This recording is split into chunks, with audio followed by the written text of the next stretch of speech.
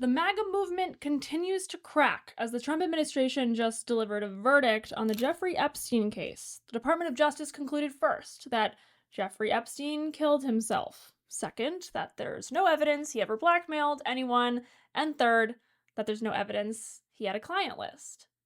Trump's base is irate, and not only are they not buying it, they want heads to roll in Trump's cabinet because they think they're intentionally suppressing the truth from the American people.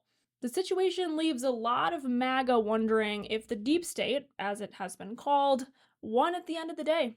There's a lot of rich and powerful people who are probably thanking their lucky stars that there was no expose for Epstein after all.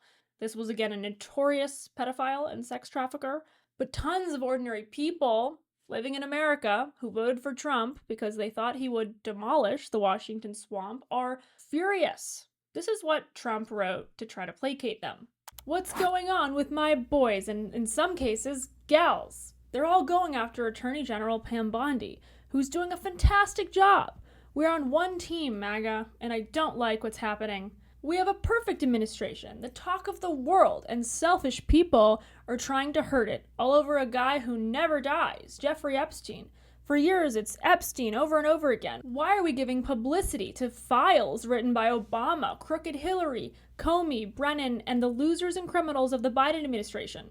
The left is imploding. Kash Patel and the FBI must be focused on investigating voter fraud, political corruption, Act Blue, the rigged and stolen election of 2020, and arresting thugs and criminals instead of spending month after month looking at nothing but the same old radical left-inspired documents on Jeffrey Epstein.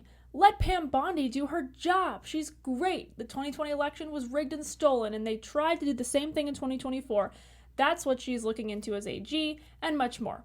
1 year ago, our country was dead. Now it's the hottest country anywhere in the world. Let's keep it that way and not waste time and energy on Jeffrey Epstein, somebody that nobody cares about. Suffice it to say that that statement did not mollify many people in MAGA. Trump was ratioed for the first time ever on Truth Social, his own platform. Look, a long rant about Epstein doesn't exactly give the impression that this is a nothing burger. Elon Musk threw out a hot take weeks ago during the height of his breakup with Trump, in which he said that Trump was on the Epstein list. Now, he quickly deleted that, and I personally don't believe that Trump is on the Epstein list, but it doesn't help that Trump is trying to dismiss those files by saying they were created by his political enemies. We've heard that sort of line of logic before. MSNBC seized the opportunity to swipe at those of us who believe Epstein was, in fact, sex trafficking minors to high-level individuals. Their headline said, Trump rolls out a new conspiracy theory about the conspiracy theory. But regardless of whether or not you agree that there was a client list and this was some giant Hollywood, Washington degenerate cabal, Trump did assure the public on the campaign trail that he would release the Epstein information to the public. He said this in an interview. If you were president, would you declassify, you can answer yes or no to these, would you declassify the 9/11 files? Yeah. Would you declassify JFK files? Yeah. I did a lot of it. Would you declassify the Epstein files? Yeah, I would. All right. I guess I would. I think that less so because, you don't know. You don't want to affect people's lives if it's phony stuff in there because there's a lot of phony stuff with that whole world. But I think I would. He did it again here. It's just very strange for a lot of people that the list of clients that went to the island has not been made public. Yeah, it's very interesting, isn't it? Probably will be, by the way. Probably. So if you're able to, you'll be... Yeah, I'd certainly take a look at it. Now, Kennedy's interesting because it's so many years ago. Is very different from the Epstein thing. But yeah, I'd be inclined to do the Epstein. I'd have no problem with it. His running mate, now Vice President J.D. Vance, also said something similar here. Yeah, everybody in politics has a vice that's much worse than alcoholism, is the way that I put it. But we release the list. Seriously, we need to release the Epstein list. That is an important thing. And before Kash Patel became director of the FBI, this is what he said. List. You don't think that Bill Gates is lobbying Congress night and day to prevent the disclosure of that list? And why is it that the Senate, and good for Senator Blackburn to try to get it out, but then Dick Durbin comes over the top and says, no, we're not going to release the names. I don't care about the list itself, but if you release the names, right? What the hell are the House Republicans doing? They have the majority. You can't get the list. You're going to accept Dick Durbin's word or whoever that guy is as to who is on that list and who isn't, and that it can and can't be released. Put on your big boy pants and let us know who the pedophiles are. But now the FBI is saying that, quote, perpetuating unfounded theories about Epstein does not help combat child exploitation and bring justice to victims. And Dan Bongino addressed the national security risk part of the Epstein case in May 2023. I'm in a green room at Fox, and I'm not going to say who because they didn't give me permission to share it, but the story, but not who they are. It says, Epstein's an intelligence asset for people in the Middle East, right? I'm like, no, I didn't know that. I'm like, you sure of that?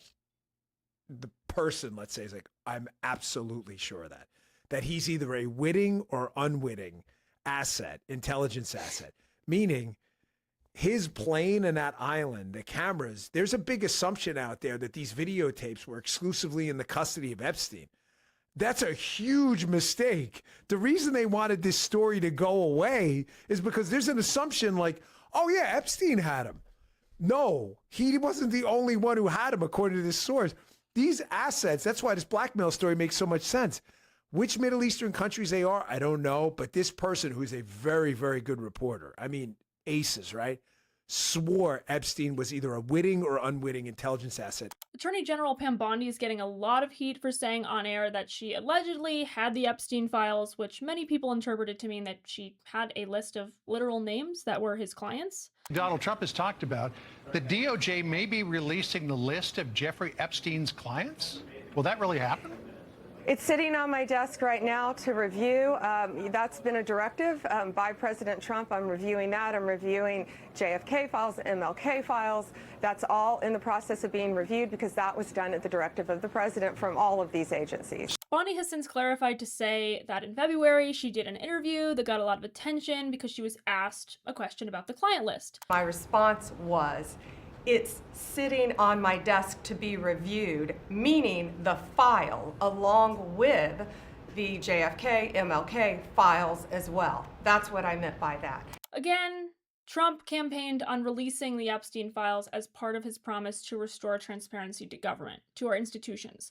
We never saw the file, and the MAGA base definitely thinks it's strange that a lot of members of Trump's cabinet was convinced there was an Epstein list showing really dirty business until they actually got to government.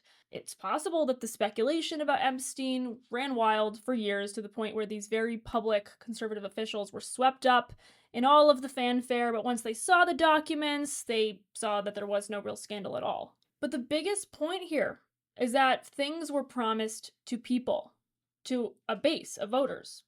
The hype was fed to those people, millions of people who hung on to every word from Trump and his team about how the elite cabal would come toppling down and that finally these ethical violations that any average person would get skewered for would finally be brought to light. And just because you're rich and famous and powerful and prestigious, you can't get away with this. And now those people feel lied to and betrayed. So it's an interesting time for the party. If you want to know where the pulse of MAGA is on this issue, though, it's probably Steve Bannon. I've argued for this from the beginning, that in that arc of looking at how the deep state has tried to stop Trump and the MAGA movement, you can easily fit in the Epstein situation, right? If you want the full release of documents, the special prosecutor gets it, and here's why. Epstein is a key that picks the lock on so many things. Not just individuals, but also institutions, intelligence institutions, foreign governments, and who was working with him on our intelligence apparatus and in our government. But, as our Jim Garrity points out, Bannon filmed a documentary about Jeffrey Epstein that includes 15 hours of interview footage. It's never been released. So even from Bannon, we don't have the full story. Unfortunately, the way this has been handled is enough to make the already skeptical more conspiratorial, not less. As for me, I remember when Epstein died in prison when I was in college. Even back then, it felt like a big can of worms. I remember reading about how Bill Clinton traveled on the Lolita Express, Epstein's private plane where some of this sexual abuse allegedly happened. We know from a defamation lawsuit filed by one of Epstein's victims, Virginia Jeffrey, against his former partner, Ghislaine Maxwell, that Epstein told one of his victims that Bill Clinton likes girls young. For the first few years that Bill Clinton was president, visitor logs indicated Epstein visited the White House 17 times. Quote, most of the visits were to the West Wing, making it likely that he met with the president, is what we know. In 2020, a photo was uncovered showing Bill Clinton having his shoulders massaged by one of Epstein's accusers during a 2002 stopover for refueling of Epstein's jet. How many more people in high places were involved in Epstein's sex trafficking ring? We were supposed to find that out as a part of this administration's pledge for transparency and to drain the swamp.